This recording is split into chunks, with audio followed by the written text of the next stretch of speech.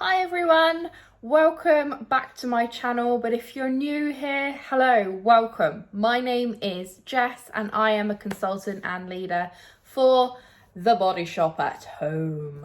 So today the sun is out, I'm very excited, and I don't want to jinx this, right? I don't want to jinx this, but come here. I think we're gonna have a good summer again. I think we will. So we need to think SPF. SPF is in the top 3 most important skincare items to use every day. No matter what time of year it is, even if it's raining, even if it's cloudy, even if it's snowing, and especially if it's sunny. Now remember, the UV rays come down from the sun.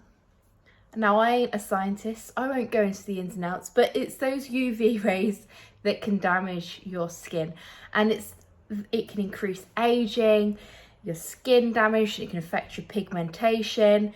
Obviously, you can get sunburn, which is the direct visual that you can get straight away on where your sun has damaged your skin. So SPF every day, guys. Every single day, and reapply. So I'm going to focus solidly on the 3 SPF products from the Body Shop that's available at the moment, and that is the Skin Defense range, which I have been using since it first came out. When did it first come out? A few years back, probably like 3 years, maybe a bit longer, and then the range just gradually got a bit bigger and it's been good. So we'll start talking with this one, which is the Multi-Protection Light Essence. Now the reason why it's called multi-protection is because not only is it SPF 50 and not PVA, I'm not talking about glue, and PA+++, it also protects from indoor and outdoor pollution. And how it does that is that it's essentially like, it's a chemical sunscreen, but it's still good for your skin. It's just the correct terminology behind it. And it essentially absorbs the UV rays and dissipates.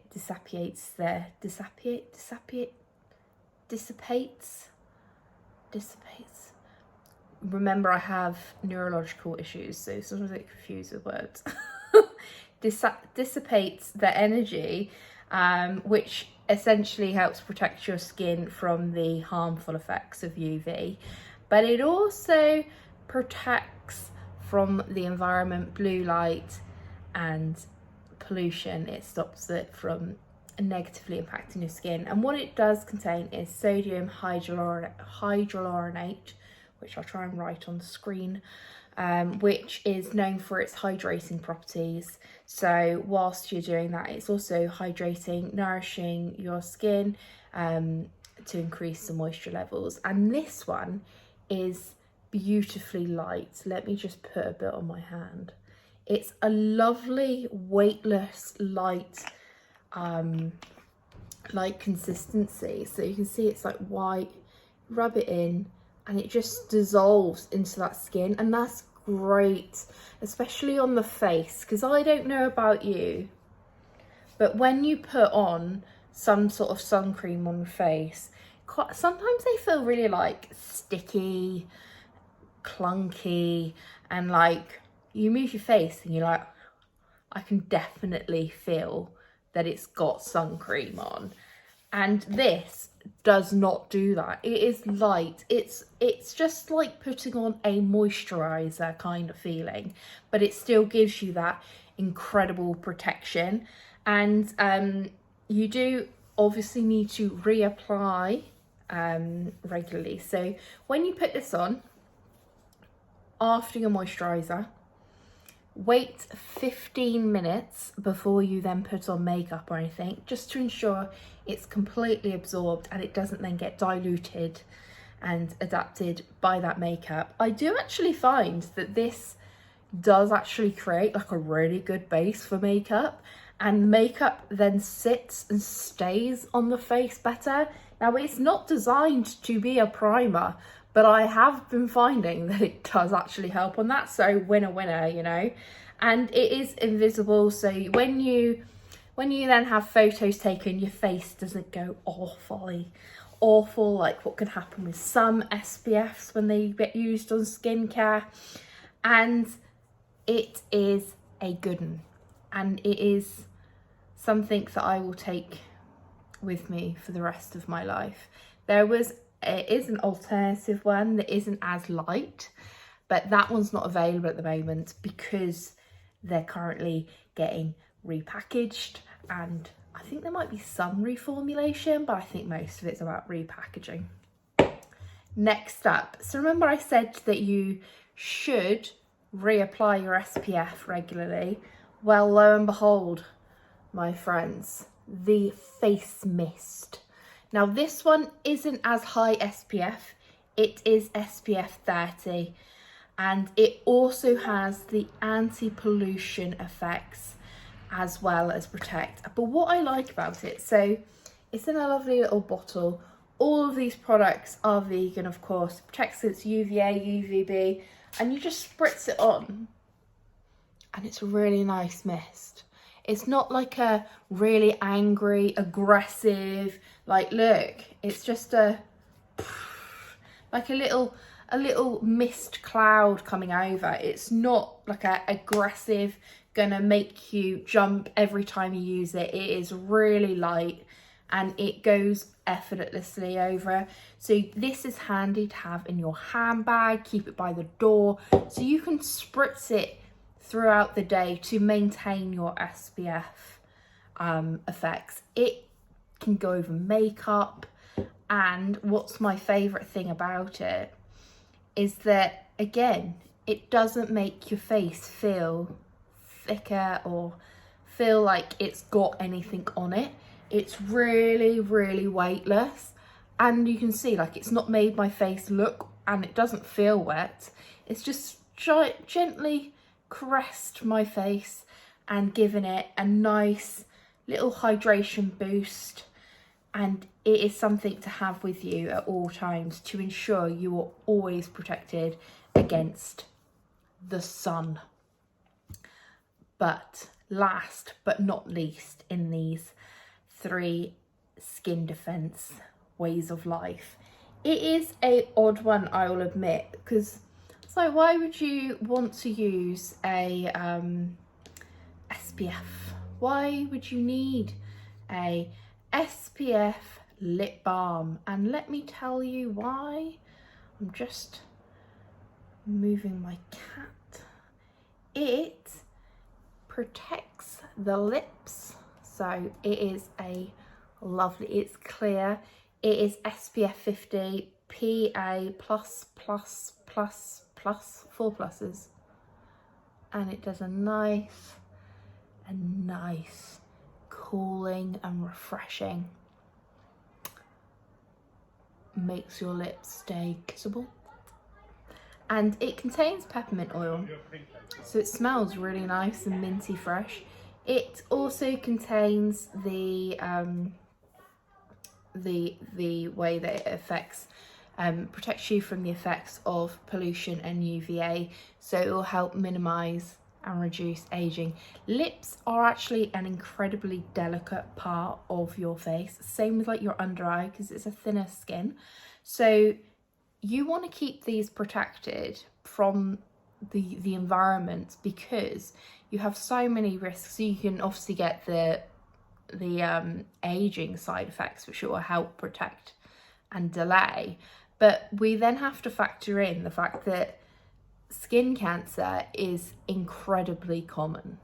Like, it is not one of those things that is very rare to have, but what you can do is you can make sure that you use your SPF and you protect your skin from the sun, so you are less likely to be one of those people affected. For me, it is incredibly important that I protect myself from UV rays, because I am an incredibly moly person, and that actually gives me an increased risk of having skin cancer, and one of these moles being compromised. So I have to make sure that I stay on top of it so that I don't put myself in that circumstance. It's something that I can avoid. Your skin is your largest organ. So if it's something as simple as misting throughout the day when especially if I'm out and about, but also if you're sat by a window like I am, it's important. Those rays are still touching you. So make sure that you have all the protection you possibly can, because you get one body, you get one life, you get one skin, unless you have like a skin graft or anything. But generally speaking, you only have one, and you want to protect what you have. So get those SPF products on. In terms of like body SPFs, the Body Shop doesn't have one for like the legs kind of thing. If in emergencies, I mean, you can use that, but I mean, I wouldn't. I wouldn't recommend it because it would be more pricey, because this bottle's not big enough for like not big enough for my whole body all the time. So there are other options out there, but a body SPF is typically not going to be the best for your face, because it'll be thicker and not necessarily tested for your face, so it could cause breakouts.